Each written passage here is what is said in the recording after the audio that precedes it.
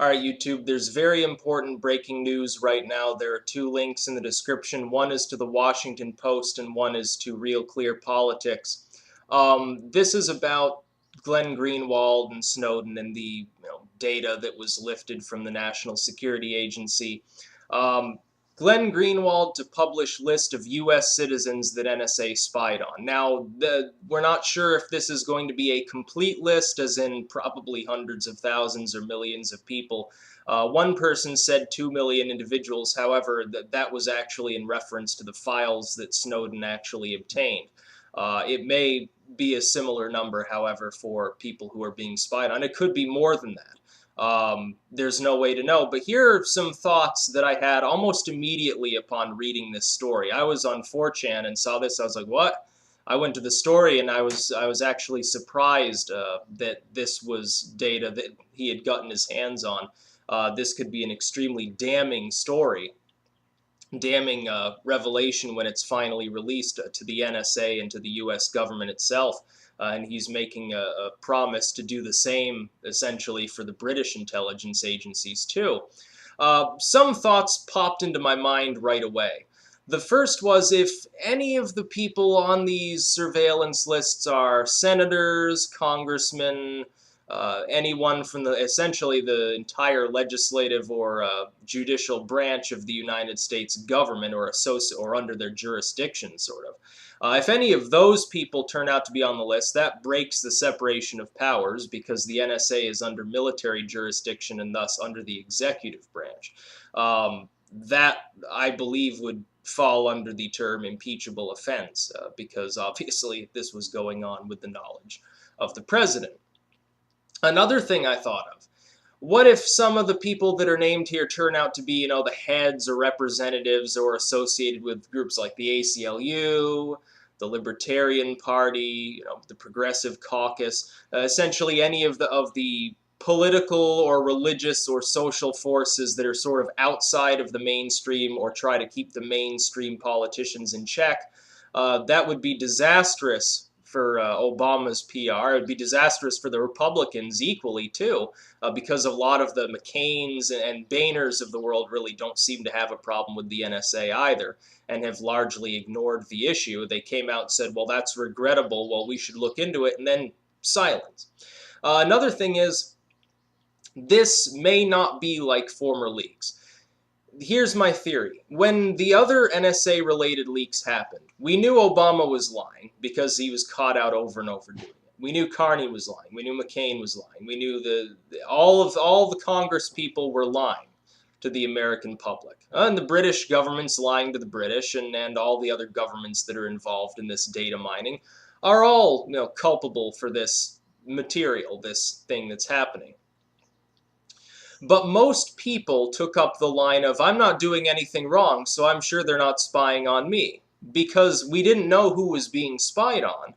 So there were no actual names. Nobody said, well, I know that person, or hey, that's my relative, that's my friend's mom, oh my God, that's me. Nobody saw their name or any name they were familiar with. It's easy to trample on people's rights when there are no names being named. Because it's just this general sense of, well, they're conducting surveillance, but nobody I know could possibly be on this list. I couldn't be on it. My boss couldn't be on it, or the congressman that represents my district couldn't be on this list. However, when he begins to put these names out, and especially if he publishes the full list, which must run well into the thousands of people that must be on this list to justify such a program existing, when those names are named, people will begin, I think, to wake up a little bit more, because up until now, there's been no sense of an actual person that's suffering as the result of this. And the courts, too, are involved, because several groups and individuals tried to submit lawsuits to stop some of the more rampant parts of the NSA spying. The courts told them they couldn't bring a case because they themselves couldn't make a claim. They couldn't prove that they were targeted by any sort of surveillance. However, if a list is published showing clearly from the NSA's own internal documents that these individuals are actually being spied on, then they can make that legal claim. They can actually put it before a court, potentially the Supreme Court, and argue that it violates their constitutional rights, that it violates specifically their right to privacy, possibly their right to expression, depending on if any action was taken after this surveillance, because we don't know if the surveillance stops at merely listening in and just ends there and doesn't go to real world activity. That could be in a future leak for all we know. But this will free up the ability of at least the people named on these lists to actually make a claim against the NSA, either to stop it or to seek essentially reimbursement for damages because their rights were violated. That would be the best case scenario. Would be the NSA is capable of settling out of court in a class action lawsuit. I don't think they would be able to do that, though, because that could run into the criminal as well. It could be outright treasonous if any senators or congressmen are on this list. That violates the separation of powers quite clearly because of the people who have jurisdiction over the NSA's activities. The military.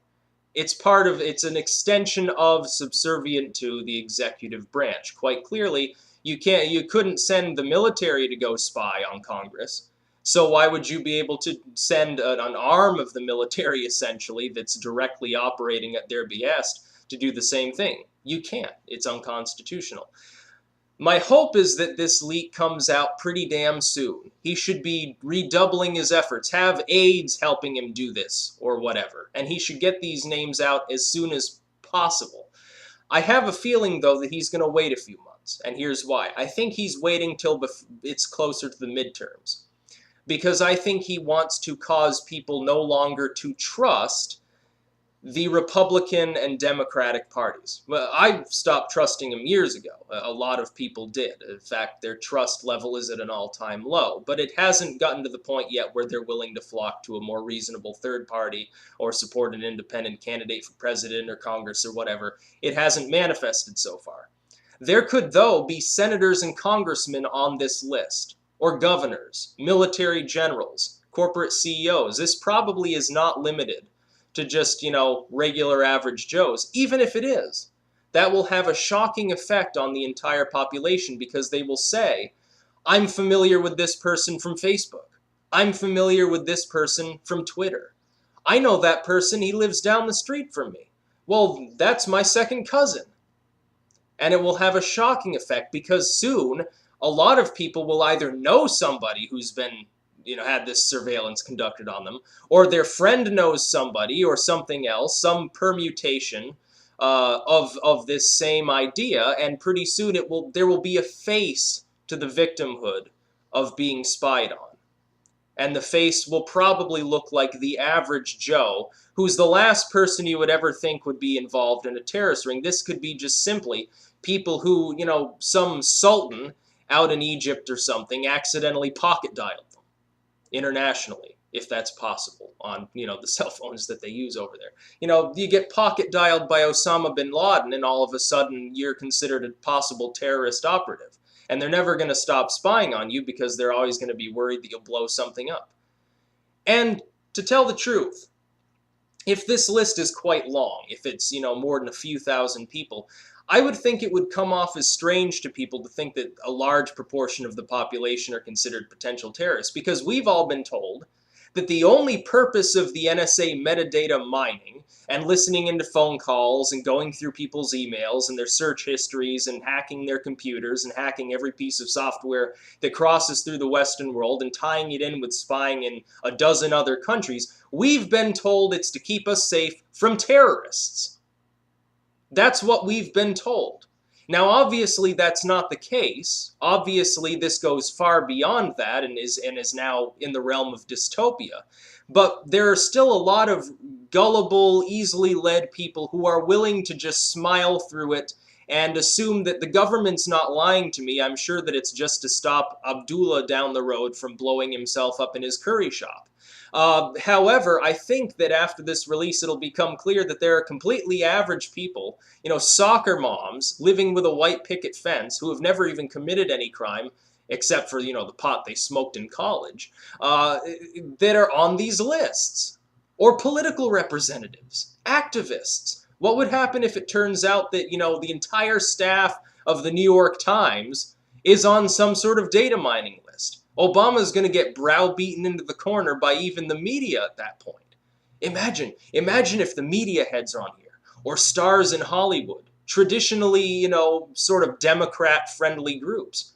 Obama's not going to hear the end of it, because ultimately the responsibility lies with him as the commander-in-chief of the military, overseeing a surveillance operation that is tied in with the military. It is his fault if the Constitution is being breached through the NSA's actions. It's not even Clapper's fault. It's Obama's fault. Because the buck stops there. Just as when Bush did similar things, people called for his head. They didn't care about the heads of these agencies, other than a few, other than John Ashcroft and Dick Cheney. They blamed Bush because he's the head of the party, at the time, the figurehead anyway. He's the head of the executive branch. He's the one that's supposed to take responsibility.